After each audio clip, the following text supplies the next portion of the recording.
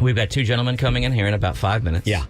That 5 years ago kind of had a dream, and they have been I remember, were they in here a couple years ago? Yeah, they've been in here a couple times. Okay. They've been through all of it. They've been through hell and high water because they wanted to tell the story of a legendary Austin institution. Nice. The Back Room. Right. And we've got some good news. They spent 5 years putting a story together.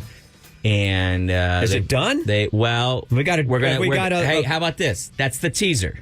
Is it done? We'll find out in about 5 minutes, okay? Okay. Now let's get into this Austin story. Ladies and gentlemen, I've been very excited about this. We're joined this morning by, This is live headlines, ladies and gentlemen. The first time we do it, live headlines. Boudreaux Partida and John Robert Jew Jr. I know all of it. These two dudes. When's the first time we talked to you guys about this project? Was it 5 years ago? That's what I was trying to remember this morning. 2021. 2021? You were like our only guest in here. During the COVID days. You braved COVID to come in here. Like, we were deep in it, weren't we, 3 years ago? Probably. I don't know. Well, we just didn't have guests in here for a while. But we made an exception. I've kind of known both of you guys tangentially through groups of friends and stuff like that. And you guys have both been in and around Austin, the music scene, the improv scene, acting scene, theater scene, all kinds of stuff. Mm-hmm. But you guys are both rock fans, metal fans. And you guys somehow got the idea, let's make a documentary about... The back room. The Back Room. The Black Doom. The Black Doom, yeah. For those of you, and when I say those of you, it's going to be more than 50% of the population because the Back Room's been gone long enough, and we've exploded in population here. But the Back Room was kind of, at the time, really the only club that was making big nods to louder metal music, rock music, around the 80s, then some in the 90s. Some of the best shows I ever saw were at the Back Room, and it was a home for a lot of people. It's also sketchy AF when you went in there. Yeah, there was a little risk involved, I felt like. It was on Riverside, and it was not on Riverside that people think of today when they go, Riverside, where you got all the, you mean where Buzz Mill is, and I go jogging down there, and they got all the new high-rises? That's not what Riverside was back in the 80s. It's where I don't know when the base closed, but, that area used to be, when I lived down there off of Old Torf, it was the military, students, and everybody. And knife wielders. Everybody came together in that Riverside, Old Torf area of town. It was a melting pot. So tell us, Back Room, why did you guys get the idea? Man, I had worked on a little bit on the Saxon Pub documentary that came out a couple years ago. Yeah. And then so when I worked on that one, I kind of said, I wouldn't mind doing a documentary about the Back Room. I used to live off Old Torf, off Burton Drive, so I would walk down there. And it's one of the very, very first bars I went to when I first moved to Austin. And the first time I walked in there, it was like $1 long necks. Yeah. And like 10-cent drinks. And an arcade. An arcade. The other side. It was great. Yeah. And there was a show going on. And I was just like, man, this place is amazing. And little by little, just started seeing shows there and talking to people there. And I was just like, man, this would be a great place to, talk about and make a movie. And so that it doesn't get forgotten. It was a great set, had a great sense of community. A lot of people, a lot of bands got signed out of there. What were some of the big names that came out of there, but maybe even just played there that became super big later on? The big one, one of the big ones is definitely Motorhead. Lemmy used to hang out there. But even a lot of you guys were talking about grunge earlier, Alice in Chains, Stone Temple Pilots, Pearl Jam.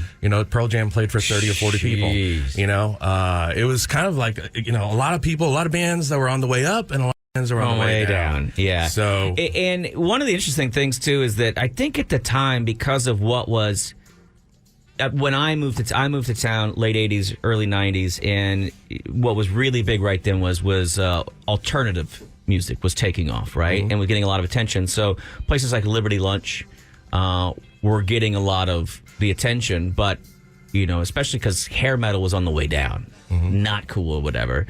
And that's still a lot of what was playing, at least at the time when I got here. So the Back Room kind of was like the redheaded stepchild of the city. Did not get as much love as the rest of the town. And so did you guys, is that kind of what you found and why you decided to do this? Is that it's not like there are plaques or anything about the Back Room? Well, for the most part, when Boudreaux brought up the idea, if we were to do a movie, if we were to do a movie about the back room, how would we do it? Who would we talk to? Who would we have on it? And so one of the main reasons was there was a success story with Dangerous Toys. Sure. So they were the first band on our list, and then we had people that worked there. We said, do we talk to people that work there? Do we talk to bands? Do we talk to staff? Do we talk to fans? And we had an entire list of people that we wanted to see if we were to do a documentary. And then we were still coming off the heels of a horror movie that we had done, a little horror short called Beware. And, we had put that we would always put it on the side, but we would talk about it constantly. When are we going to do this? How could we do it? How could we get started? And then COVID hit. Right. And that's when Boudreaux was actually on a podcast, and he was talking about the little short film that we had done. And toward the end of the podcast, like everyone does, like, what are you working on now? And I was watching live from home, and he says, well, you heard about the back room, right? And he's like, the person running the podcast, like, yeah, I played there. And he's like, well, we're going to do a documentary about the back room. And I'm looking at my phone where I'm watching the podcast. I'm like, holy crap. And he texts me, he says, guess we got to do it now. Yeah, I guess we got to do it now. That's one way to force your way into it. And something that's interesting about this is that I know for a lot of people that go, well, I didn't hang out there, so how would this be interesting to me? Mm-hmm. And I think it's actually a really good story. You don't have to have gone to the back room to find this story incredibly interesting. And one of the probably the hardest thing that you guys have had to do is you weren't living there every night, and you weren't thinking you were going to make a documentary. So how do you go get footage of a place that hasn't existed in a decade when you decide to do it? Man, it is this. Let me just tell you this. Like, we went through, well, number one, Dave Pruitt, who a lot of people know. Dave Pruitt. Dave T. Yeah. He supplied a big. And that's where I was hoping to go is that, Dave TV was a guy who was on Access Television, but most of us will always kind of... everybody in town knew Dave. Whether you were into what he was filming or not, when you came home drunk at night, you were watching Access Television. Access TV, and he didn't... I don't think he even realized that he had this... archive of awesome boxes happening, boxes right? Of Austin. But he now filmed a lot of shows. You got to start digging through all that. Yeah. No, he supplied hundreds of videos that we had to digitize, hundreds of hours, and on top of that, people were submitting their own videos. And so this film has literally thousands of flyers, photos, ticket stubs, video clips. I mean, we actually have video clips from the 70s and early 80s. From when the back room was first kind of like a little country watering hole. Right. And because a lot of people don't realize that the back room actually started down where the Thundercloud Subs is. That was the original back room. And then in 81, it moved up to the hill. Okay. Up the hill. No, I didn't know that. And then... See, I'm learning something. Yeah, and then in 85, I think it was 85, they booked Raven, the heavy metal band Raven, to come play. And then they were kind of like, well, what's this hair metal thing going on? It's kind of... And it won over really big. And then they booked Megadeth. And then Megadeth played there, and it kind of just bye, country. It became like a regular stop for bands like Pantera. And then, of course, you mentioned Dangerous Toys, who were like local heroes at the time. Was the late booker Dave Ramsey? Did he book Jim Ramsey, yeah. Jim Ramsey, did he book the back room? Yes. He was there from 86 to about 90-something, early 90s. So you guys are in here today, and because you've actually picture locked. Yes, we've picture locked. You had picture lock. You guys have finally a documentary.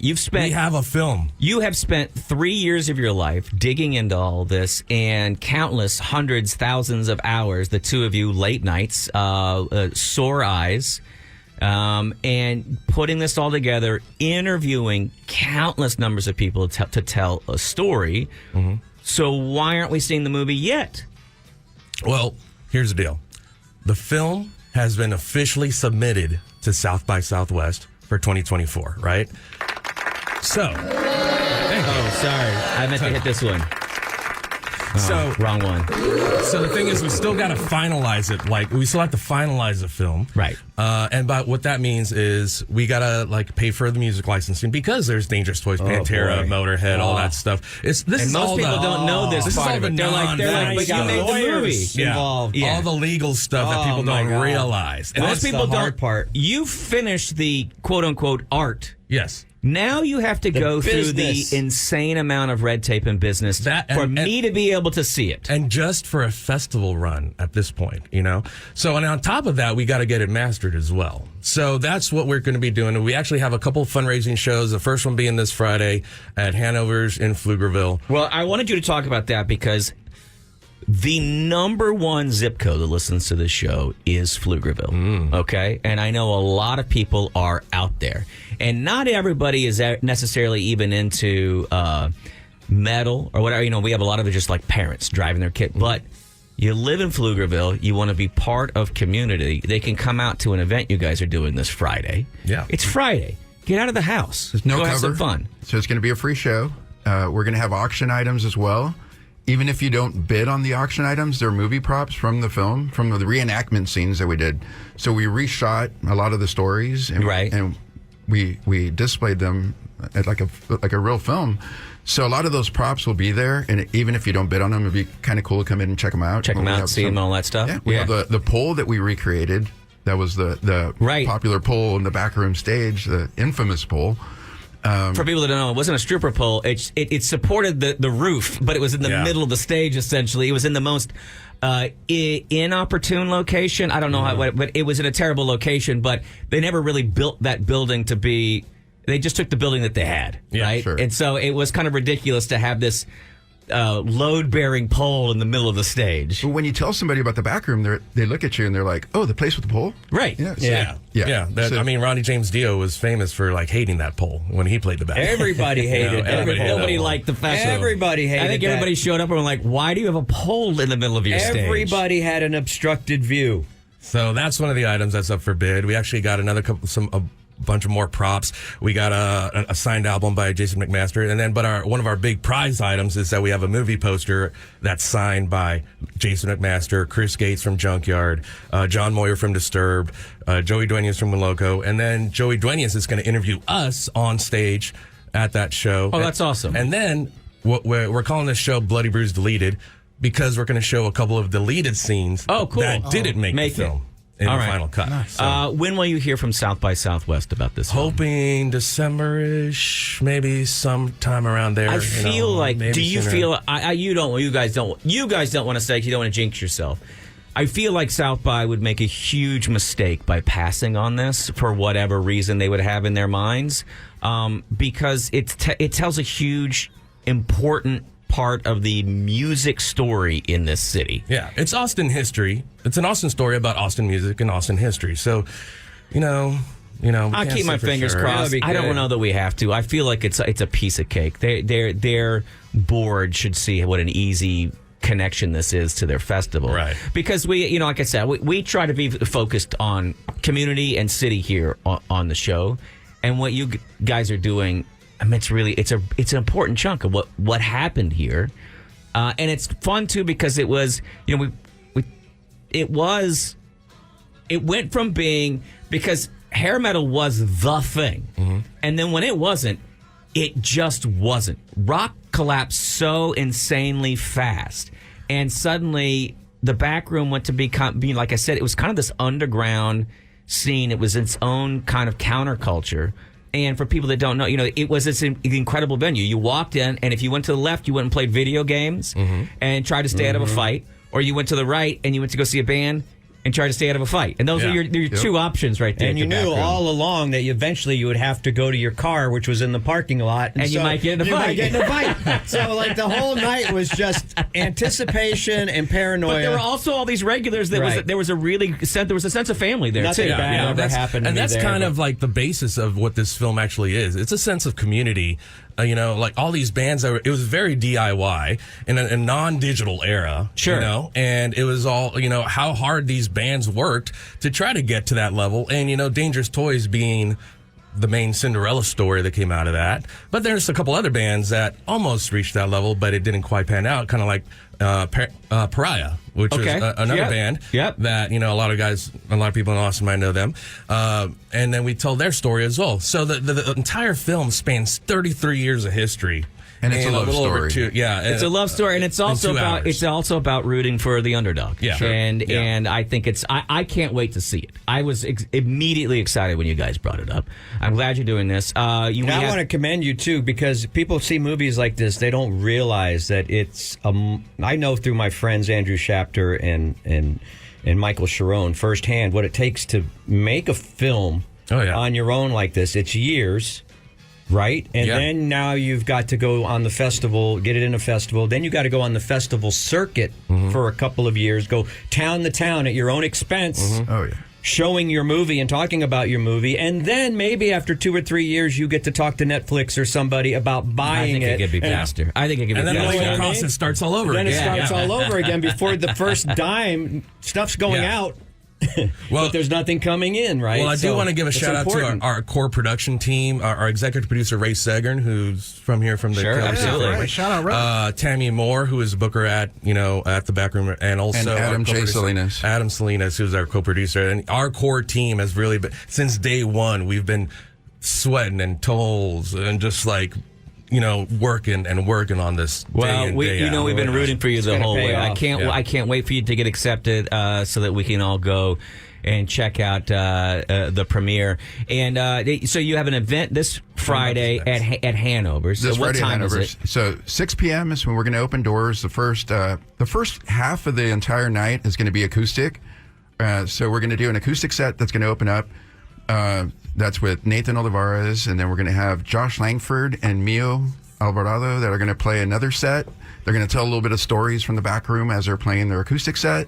Then we have a jug band called the Foam McCoys that are going to play. Nice. Then it's going to break into an intermission, which is going to be us being interviewed, then the deleted scenes, and then it's going to close out with Tarantula Mountain and Dead But Cannot Die debut set, which are two metal bands that are going to close out the night. Awesome. And then you have another. Are there other trying to raise finishing funds later on in the month or whatever? Later on, we're going to do. We're hoping for something big in January that we haven't announced yet. Well, where can people follow you to get this information as it's going along? I mean, if you can go, pretty much everything you can find about us is at bloodyandbruised.com. Bloodyandbruised.com. At least our socials. You can follow us on socials. We post constantly about what's happening. It's been kind of a weird, crazy ride, but we've got a lot of opportunities to. We're going to have lots of opportunities for people to come to shows. We've got lots of good ideas planned in the future for the next couple months. If there's any possible investors that are looking into maybe being a producer. Bob just spent all of his money on a plastic watch. So I'm trying to think if we can sell one of these awards or maybe we can. Hey, I'm an Invitica brother with you right here. Oh, man. there you go. Don't say that too loud. Say that. And just really quick, on Sunday we're part of another fundraiser that's actually a benefit for CPATH, which is the cerebral palsy nonprofit, and they're doing a show all day long at Kick Butt Coffee that we're the media partner for. So we shot all their promos, and awesome. We're going to be there all day with them, and there's 11 bands playing throughout the whole night, all local. Before you guys leave, let's write all that down. We'll get it onto our Instagram, Matt and Bob FM. Check our Instagram stories, and we'll have links to all of these events. Boudreaux, John, both of you guys, thank you very much for taking the time to come in here this morning. Thanks for having us, guys. Thank you also for building this, because it's important for us to document some of these things that had to move on. The city is growing. That's all good. But it's nice that we'll be able to tell that story. And people who weren't there, it's also fun to make them a little envious to go, man, I would have loved to have gone there one night. Coincidentally, some of the locations closed down since we've shot interviews in them. Oh, really? We'll talk about that in a second.